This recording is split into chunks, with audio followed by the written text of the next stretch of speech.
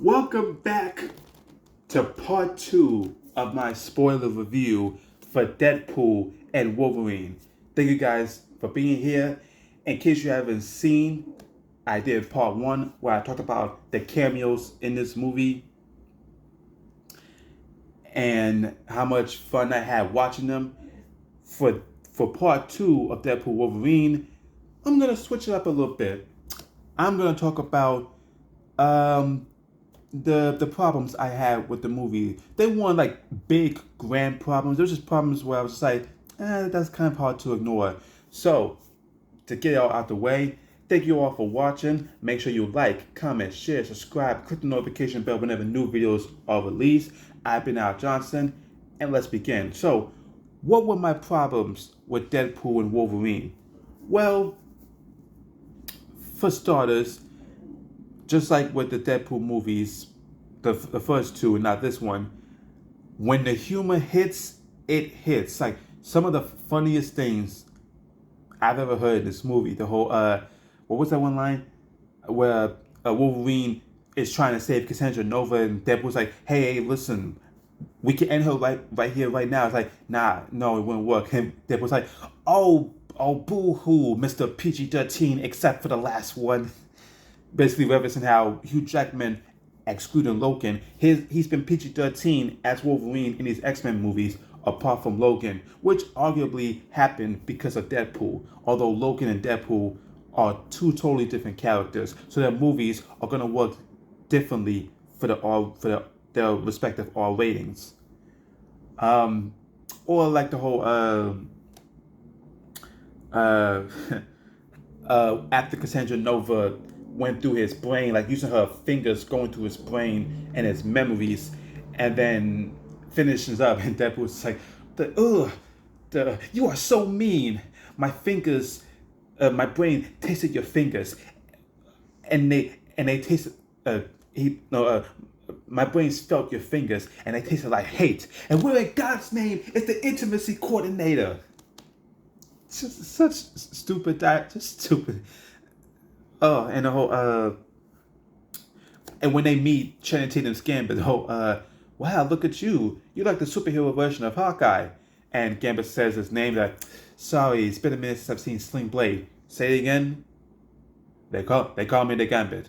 Do they? Are you sure that's what you want them to call you, but it never worked out? Or uh,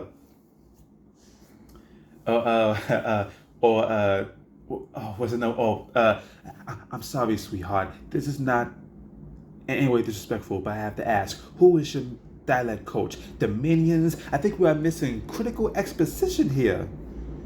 Or when Paradox is trying to tell him, tells him how, your universe is going to be destroyed. Come again? This time in my ears. And just stuff like that, man. But also, that's not my problem with the movie. My problem is some of the times whenever jokes hit, they really don't hit. Like the ones that hit, but the ones that don't, it's just a or oh my god. But not really funny. Like the certain lines that you've heard me repeat, those were funny. Those had me laughing. Even with Deadpool 2, which I think is the weakest of the trilogy, there was stuff that was funny, but overall, as far as comedy, it didn't work. But that's a given. I mean, comedy, to quote Arthur Fleck, comedy is subjective. Comedy will always be subjective. What makes you laugh is what makes you laugh. And for me, there was certain jokes or bits in this movie where stuff was funny, stuff wasn't. Another thing I wasn't fond of with the movie was that in the movie, when we see Wade and Vanessa break up, it's kind of hard to really wrap my head around, like, oh, Deadpool, because of the insecurity and that he didn't join the Avengers, it's all like, you think I'm a failure, do you? Just say it. Just tell me you don't want to be with me. Just tell me right now you don't want to be with me. And heartbreakingly, she says, we're finished. And even going back early in the movie, like, hey, how's everything going? Oh, everything's good. See anybody? Yeah, he is quite nice. We go on hikes. He doesn't put me in a line of fire of a gunshot. Hey, it's only early days. And it's so crazy. It's like, I don't know about that, like Vanessa and Wade breaking up. Like, that relationship was like the temple relationship of this franchise. And then to begin a third movie and, oh, they're not together no more. Primarily because of Wade's insecurity and the fact that he didn't join the Avengers. It's like, I don't know about that. And also, and I can't believe I'm saying this, Hugh Jackman's Wolverine, my favorite superhero of all time, will always be my favorite superhero of all time. And obviously, Hugh Jackman killed it. Obviously, he killed it as Wolverine. The nuances and the different things he brought to worst Wolverine variant was great. The problem I had with it, to me, it was like there was really, apart from like little nuances and I guess new elements that I never got to see. If you really boil it down, again, it's a nitpick. I understand, but like to me, it was almost like there was really nothing new with Hugh Jackman's this version of Wolverine. Like he was the same Wolverine, except I believe Hugh Jackman said this was like prime Wolverine, where he's more animalistic. He's always using his nose. He's more feral. He's basically more violent.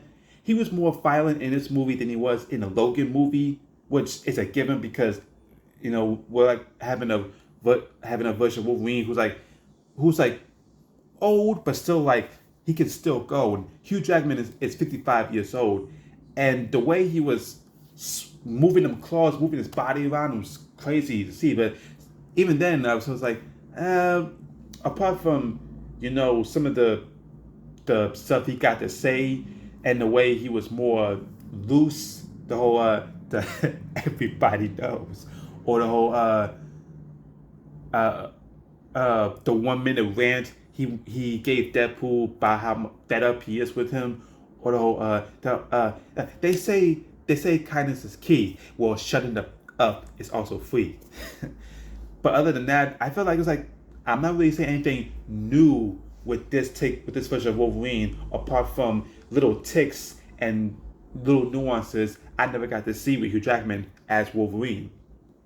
Another problem I had was, as always with these Marvel movies, MCU movies, the visual effects, when they mostly work.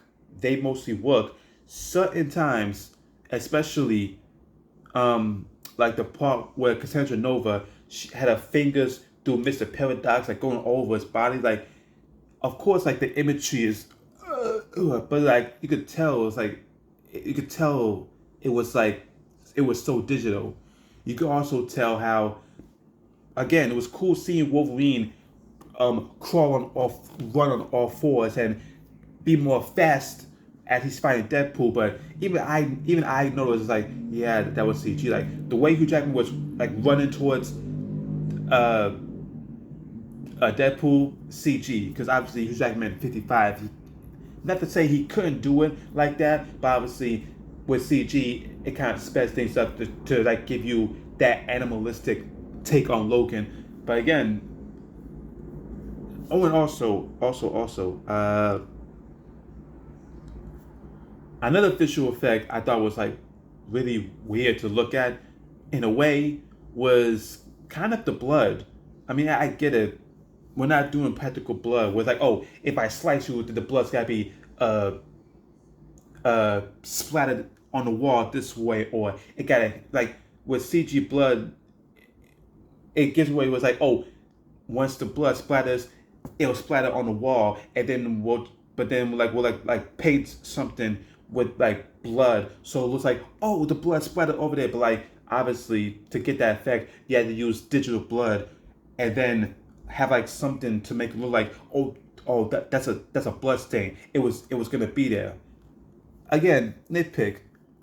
It was cool seeing blood, like a lot of blood in the MCU movie. I mean, it's R rated, but even then I thought, blood kind of looks a bit digital.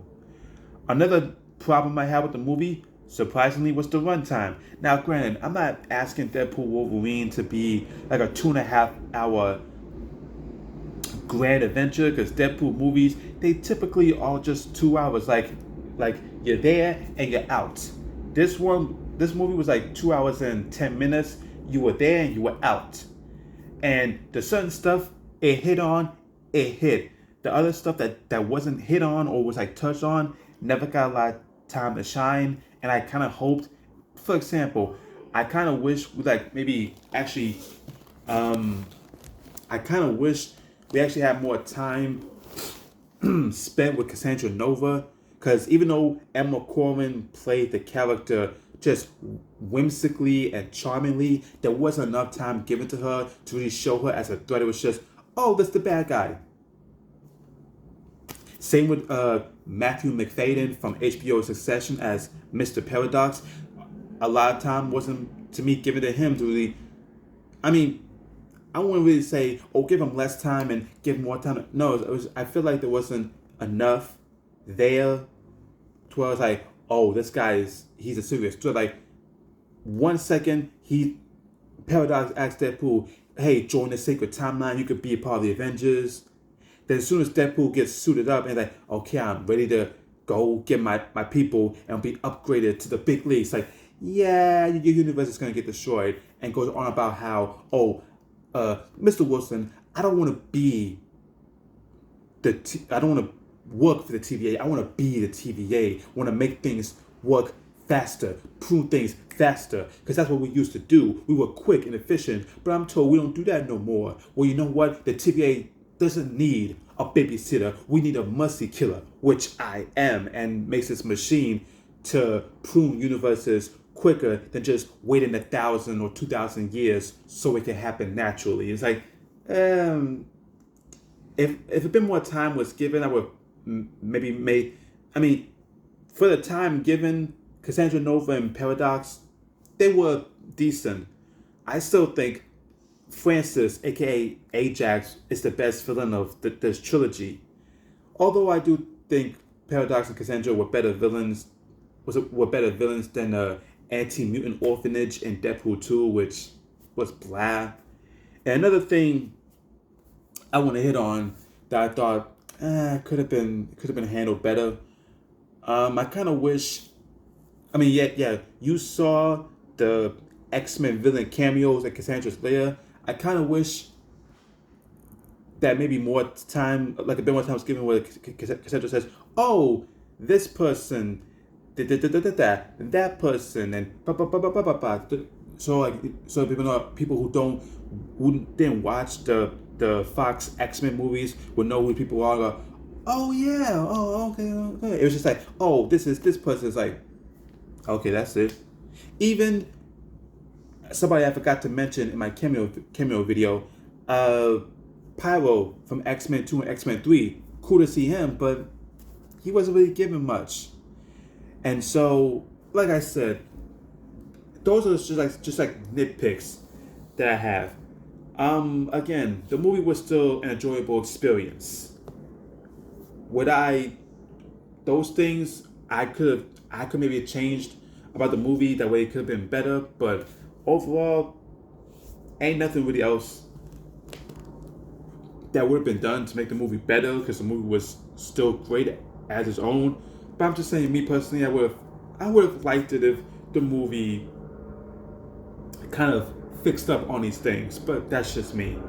So guys, thank you for watching part 2 of my spoiler review for Deadpool Wolverine. And now, stay tuned for the grand finale, the third and final part, where I give flowers to Hugh Jackman as Wolverine. Thank you all for watching. Let's effing go.